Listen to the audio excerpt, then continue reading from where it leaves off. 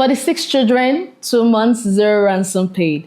46 children were taken from their classrooms in broad daylight. For 2 months, their parents had no idea whether they will ever come back. This week, they did. Nigeria was able to do this without any single naira paid in ransom. This is what happened and why it is far beyond Oyo State. Welcome to Elite Media, where we uncover the reason why Nigerians have been feeling insecure in recent times. Please subscribe and comment, as this will help us to bring more news like this to you. Back in May, gunmen believed to belong to the militant group Ansaru stormed 3 schools in the agrarian communities of Esiele and Yawuta in Nigeria's southeastern Oyo State. This is important. Abductions like this had for years been concentrated in Nigeria's north. Oyo is in the southwest. This was an escalation and it terrified the entire region. More than 40 students and several teachers were taken. One teacher was killed during the initial raid, another died in captivity. For 2 months, the story of these missing children have been the flashpoint of the country. Protests broke out and teachers across the state went on strike for a full month, refusing to return to classrooms until something was done. So what changed? This week, Nigerian security forces, military, police, and intelligence, working together, launched a coordinated operation and rescued all 46 children, along with their teachers. President Bola Tinubu confirmed the details personally. Several militants were killed in the raid, 8 suspects were arrested, and this is the detail that matters most. The hostages were released without any ransom being paid. Why does that detail matter so much? Because Nigeria's kidnapping crisis has in many cases become a business model. Groups abduct for profit, communities and families scrape together payment, and the cycle repeats itself because paying proves that it works. A rescue with zero ransom breaks the incentive, at least in this case. It sends a signal to militant groups that abduction isn't a guaranteed payday anymore.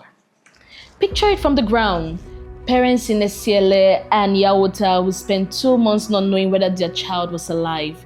Teachers who kept striking, kept protesting, kept the pressure because they refused to let this just become another statistics. And now there are reunions.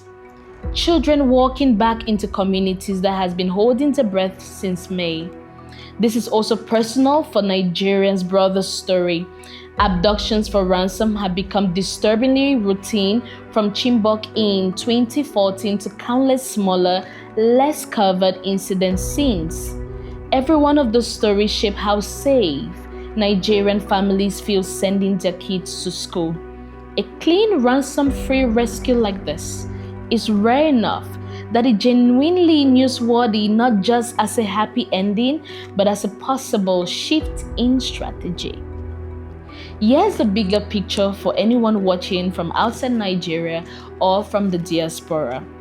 This rescue comes at the same moment the United States has been quietly withdrawing most of its troops from the northeastern Nigeria after a joint operation that killed a senior ISWAP commander and more than 170 fighters. Washington's stated approach going forward involved less boots on the ground and more intelligence sharing, training, and logistics support for African-led counter-terrorism. Put those two stories side by side and you get a pattern. African security forces increasingly leading their own operations, with international partners shifting to a supporting role. Analysts are already asking whether this becomes the template for other security partnerships across the continent. It is indeed a meaningful moment. Nigeria didn't wait on the outside for the rescue mission. Its own forces planned and executed this. But this is what saying honestly, a successful raid doesn't fix the underlying problem. Analysts have been clear that military action alone won't end this kind of insurgency and banditry. The root causes, poverty, weak rural policies, economic desperation that makes recruitment easy for these groups are still there. This rescue is a win. It's not the end of the story. What strikes me most about this story isn't just the operation, it's the 2 months in between. The strike, the protest, parents who refuse to be quiet. Sometimes the loudest pressure doesn't come from the government, but from ordinary people who won't let a story disappear from the headlines. That pressure seems to work. If you want to see more African security and policy stories with actual context and not just headlines, this is what this channel does. So please drop a comment and subscribe. Do you think rescues like this without any ransom is actually a real strategy and a new era beginning, or is this a one-time thing? Let's know in the comments. I'll be reading through and maybe we'll respond to your comment in the next video.